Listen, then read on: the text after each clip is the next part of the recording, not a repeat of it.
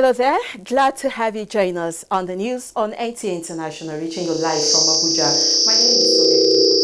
I will begin with the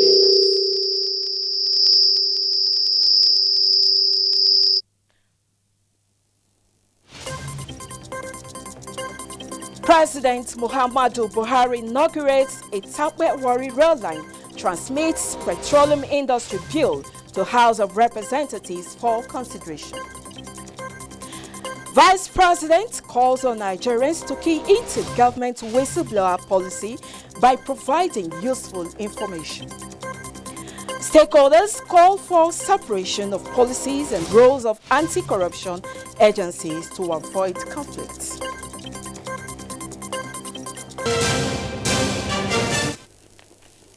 Thank you very much for joining us. We'll begin with the inauguration of a Tape-Warri rail line. President Muhammadu Buhari is reassuring Nigerians that his administration will continue within the limits of resources to judiciously utilize the nation's commercial and industrial hubs towards boosting trade, generate wealth, create employment opportunities for sustainable economic growth.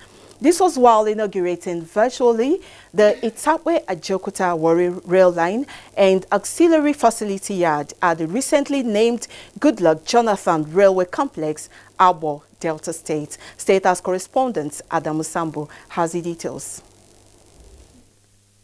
Since coming to power in 2015, the Buhari administration recognized the importance of rail transportation as a vital backbone towards supporting industrialization and economic development. The Itape-Ajaokuta-Warri rail line that has been in limbo for 30 years is one of those prioritized as viable routes towards achieving effective and efficient train services supporting Nigeria's trade and commerce. The railway infrastructure that I have the honor to commission today is an important link for the country's economy as a central rail line. This government has also approved to link this line further from Itape to Abuja, thereby connecting the northern zone of the country and also extending southwards to link the Warri port.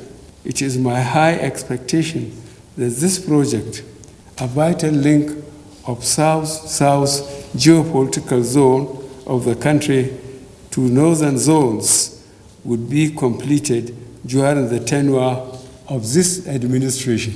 The project, the president believes, will link people across the cultural divides and expand the frontiers of trade and commerce, thereby leading to better standards of living for Nigerian citizens. The president therefore enjoined all Nigerians in the transportation industry, especially the railway subsector, to sustain their support to government in its drive towards achieving other railway infrastructure projects.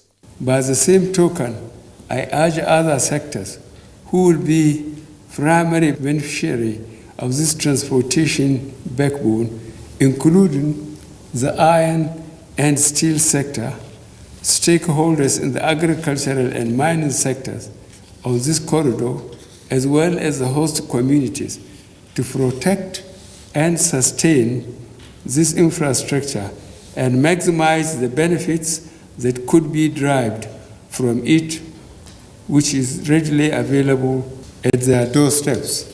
This project will increase the volume of their trade and kickstart, resuscitate the iron and steel complexes. All this, I hope, will improve our industrial potentials and capacities as well as boost employment. The Itape-Ajaokuta-Warri rail line is expected to account for close to 1 million passengers a year, as well as unleash approximately 3.5 million ton capacity of freight that will service all off-takers on the corridor and beyond. From the State House, Adamu Sambo, NTA News. Meanwhile, after 33 years, the Itape-Ajaokuta-Warri line began commercial operation. With the inauguration of the project by President Muhammadu Buhari, it is the second standard gauge rail line in Nigeria. Oyinaya Kaluoka at the inauguration ceremony in Abo, Delta State, tells us more on the event. It is a thing of joy here in Agbo in Delta State as we're here at the Goodluck Jonathan's mega train station. The people of the South are happy as well as Kogi people, as this particular rail line is set to link Kogi, Delta and Edo. This rail line, as you know, was first awarded in 1987 by past administration and was abandoned for about 33 years. This is a very important landmark achievement of the President Muhammadu Buhari-led administration. While coming on board, he promised Nigerians that all important abandoned projects are going to be completed by his administration. And this commissioning ceremony, we are witnessing one of the most important transmission systems that was abandoned long time ago. The people are happy. They say it is a dream come true, as they described it, as a reflection of the legacy of railway modernization in Nigeria that is going to bring a lot of change to them. The people have anxiously and be waiting for this project to actually be commissioned. The Agbo people and our people at large that are excited to see a day like this in history. It's a thing of joy to have a railway station here in the South. It's a very laudable project. The project has multiplier effects on health, standard of living and revenue generation. It's going to ease transport, provide job for people. Definitely, it is a good thing. The Itakpe-Ajekuta-Warri rail line was initially meant to serve as a steel producing industry, but now upgraded to a multi-purpose railway line serving the public. It is a 326 kilometers line with 12 train stations, and they are state-of-the-art train stations. In 6 years, President Muhammadu Buhari's administration has completed 3 mega rail line stations: the Abuja-Kaduna standard gauge rail line, here in Itakpe-Ajekuta-Warri rail line, and the Lagos-Ibadan rail line, which will soon be inaugurated. From the Goodluck Jonathan mega station in Agbo, Delta State, Oyinaya Kalu Oka, NTA News. Thank you very much, Oyinaya, for that report. In the meantime, President Muhammadu Buhari has transmitted to the House of Representatives the Petroleum Industry Bill for consideration and passage. The Petroleum Industry Bill is among 3 other communications from the President to be read on the floor of the House on the first day of resumption of plenary after the annual recess. The Petroleum Industry Bill seeks reform in the oil and gas sector. Also communicated is a presidential request seeking House approval for reimbursement of 148.141 billion naira to Bayelsa, Cross River, Rivers, Osun and Ondo states as refund for execution of federal road projects. The Speaker, Femi Gbajabiamila, also brought to the notice of members a presidential invitation to an executive legislature dialogue to enhance good governance built for next year. Meanwhile, the House has resolved to regazette the Water Bill 2020 for legislative consideration. And on whistleblower policy, Vice President Yemi Osinbajo has called on Nigerians to key into the government's whistleblower policy by providing useful information to relevant authorities to help combat corrupt practices in the country. The Vice President made a call at a national conference on whistleblower policy organized by the Federal Ministry of Finance, Budget and National Planning. The reports. In a sporting world, whistle is being blown to signal the beginning and the end of a game and when a foul play is dictated. But in this circumstance, it is a different ball game, as it is all about dictating financial foul play. The conference is to therefore discuss the implementation of the policy, challenges and the way forward. Vice President Osinbajo, who joined the conference virtually, urged the relevant agencies to leverage on the public window through tapping of information. Exposing corruption is for the good of our nation. In a game, referees are protected, which makes it easier for them to operate, and this brings the question about the protection of the whistleblower. That because information is provided, the whistleblower is at risk. So this bill, when passed into law, will provide added protection for the whistleblower. The National Assembly has become conversant with matrix of corruption and is then able to put together a robust set of legal framework to criminalize all manifestations of graft in and out of government. Highlight of the event was the cutting of a cake to mark Nigeria's 60th independence anniversary.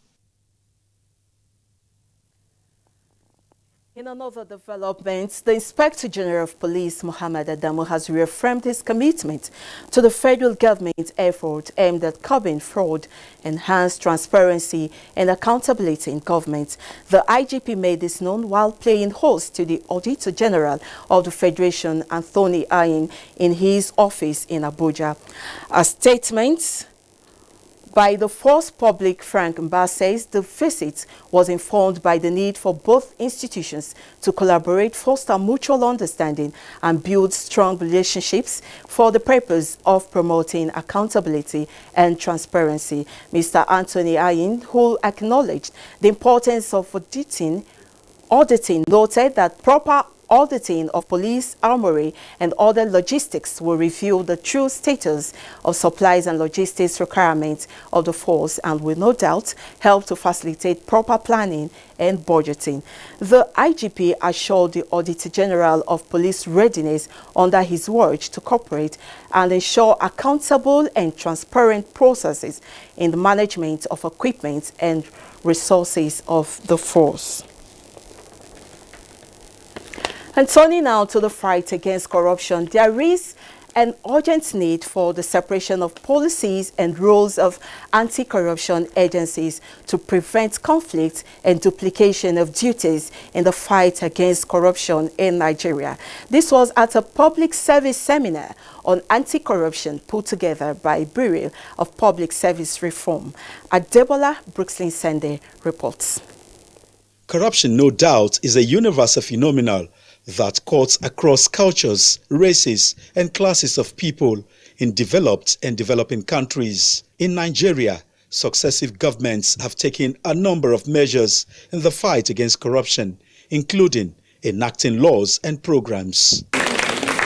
Here, participants are evaluating the role of anti-corruption agencies in effective service delivery in Nigeria. Director General of the Bureau, Ibrahim Dasuki Arabi, wants all the anti-corruption agencies to mainstream transparency and accountability at all levels of their activities. I encourage you all to key into Mr. President's zero tolerance against corruption policy. He strongly acknowledged corruption as one of the many challenges causing economic decline in Nigeria, and so combating corruption is one of the major priorities of this government.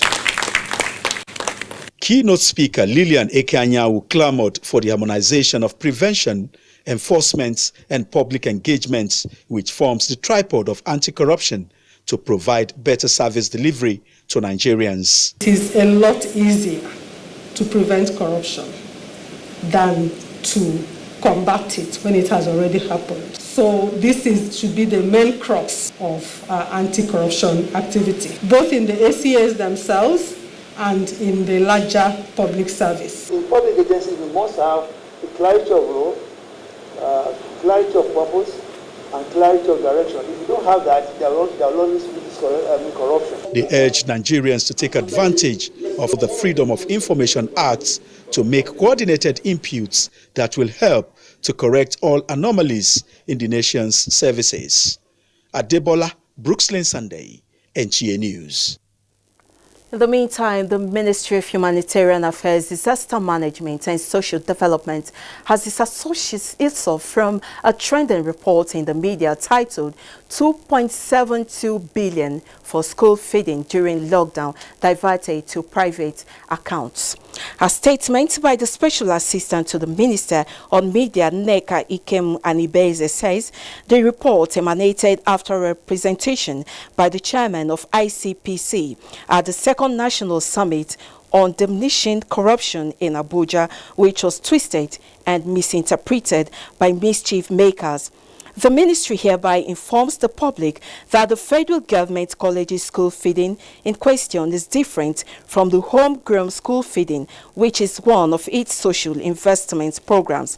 adding that the school feeding under scrutiny is feeding of students in federal government colleges across the country and is not under the Federal Ministry of Humanitarian Affairs, which only oversees homegrown school feeding for children in primary 1 to 3 in select public schools across the country.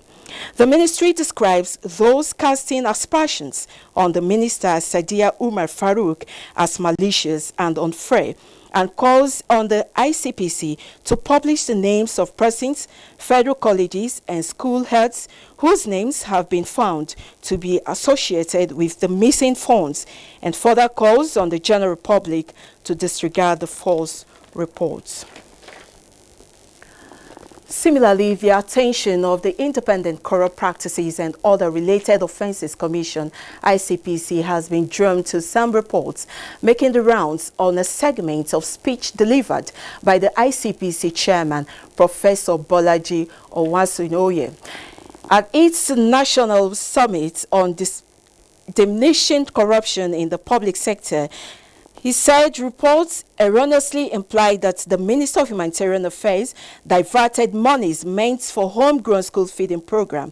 In a statement by the ICPC spokesperson, Azuka Ogogoa, noted that the ICPC chairman, Professor Onwasoye, in the speech stated that ICPC discovered payments to some federal colleges, secondary schools for school feeding in the sum of 2.67 billion naira during the lockdown when the children were not in school, and some of the money ended up in personal accounts. And ICPC had commenced investigations into these findings.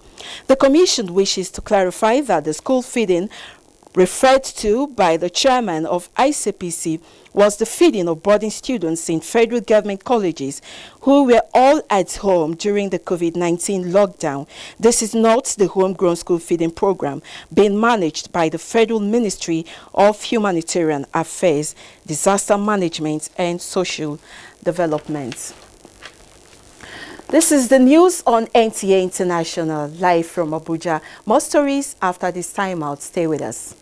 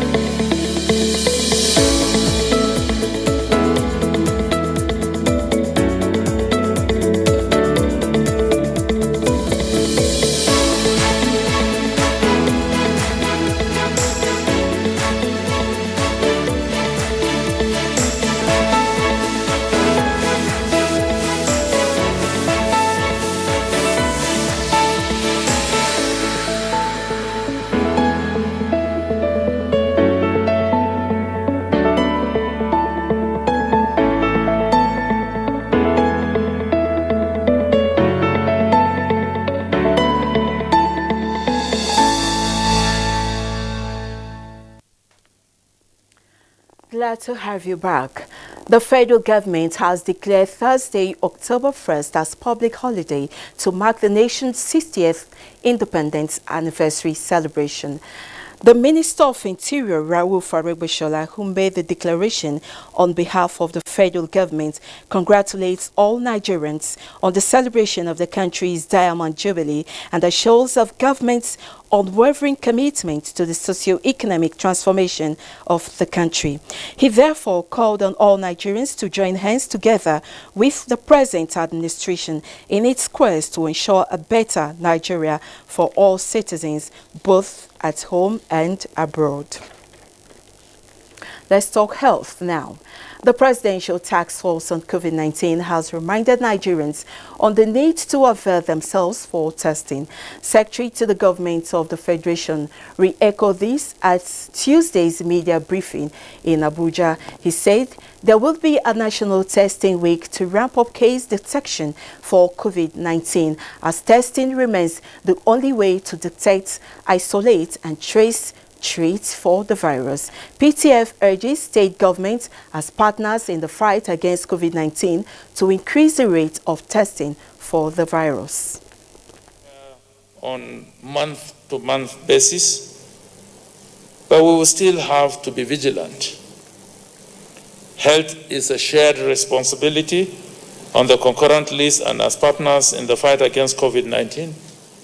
We urge subnational entities to tread on the side of caution by increasing the rate of testing in their jurisdictions. We will continue to revise our discharge criteria in line with new knowledge of the disease, even as we continue to strengthen our case management pillar to provide effective and efficient quality care to all those who test positive, whether they're in our facilities or in home care. Decision, actually, to shut down our airports at that point must have really prevented a large number of infections coming into Nigeria, and the number of seedings of people were limited to those that came through in those early months of the year when we were not sure of what was going on. So, by carrying out decisive action under the instructions of Mr. President, we were indeed able to protect Nigeria from a much worse outbreak than it would otherwise have experienced.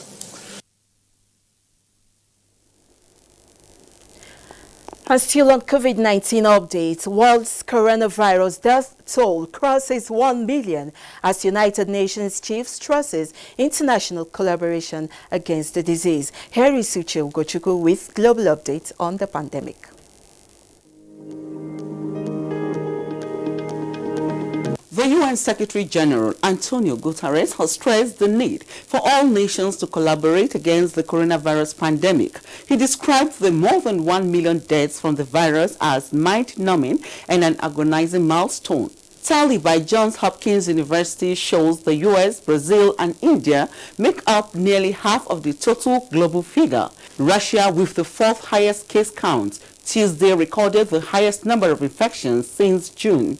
7,143 new cases have been recorded in the UK in 24 hours, and the Czech Republic plans to declare a new state of emergency within days as cases surge. World's total fatality as of 6 p.m. local time is 1,008,561 from the 33,686,280 confirmed infections. The African Center for Disease Control puts the continent's death toll at 35,568 out of the 1,475,895 total positive cases.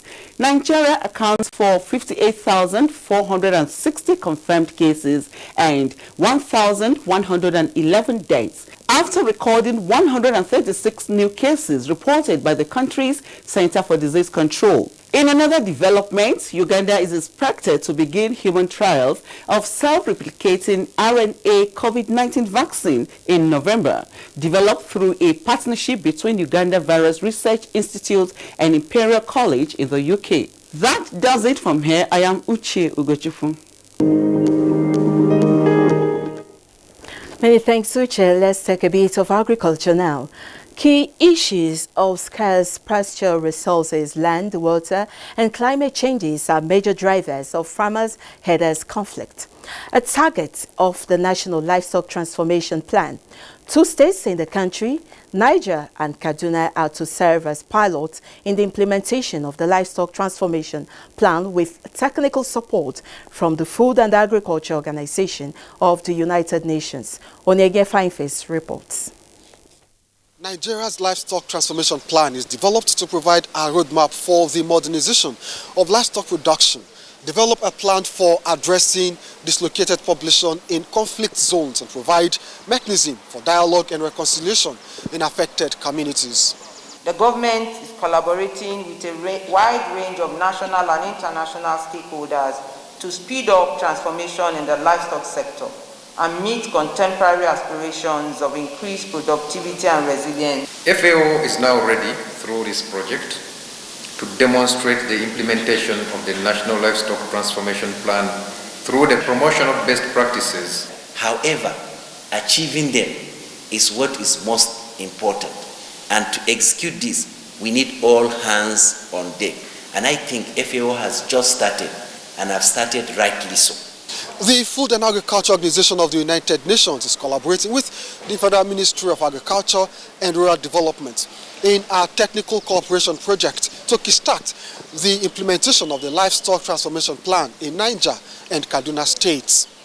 This plan is aimed beyond just farmer-herder conflicts. It has many broad objectives of including food security, nutrition, improved livelihoods and incomes. When we embrace the issue of livestock transformation and of federal government, we know we can settle more and more Fulanis and farmers in the same place, being integrated.